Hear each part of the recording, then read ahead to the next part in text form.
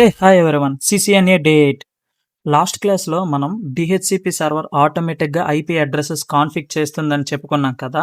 కానీ అసలు బ్యాక్ స్టేజ్లో ఒక మొబైల్ కానీ పీసీ కానీ వైఫై రౌటర్కి కనెక్ట్ చేస్తే ఎలా ఐపీ అడ్రస్ రిలీజ్ చేస్తుంది? దీని వెనక ఉన్నదే Dora process, DORA.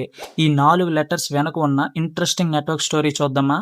Let's break it. D discovery. మన మొబైల్ కానీ పీసీ కానీ నెట్వర్క్ రేంజ్లోకి గట్టిగా అరుస్తుంది, ఎవరైనా డిహెచ్సిపి సర్వర్ ఉన్నారా, నాకు ఒక ఐపీ అడ్రస్ కావాలి అని.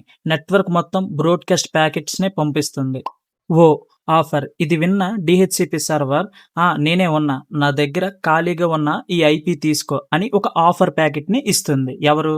సర్వర్. R request. అప్పుడు మన మొబైల్ కానీ పీసీ కానీ అబ్బా సూపర్ బ్రో, ఐపీ నాకే లాక్ చేసి నేనే వాడుకుంటా అని రిక్వెస్ట్ పంపిస్తుంది.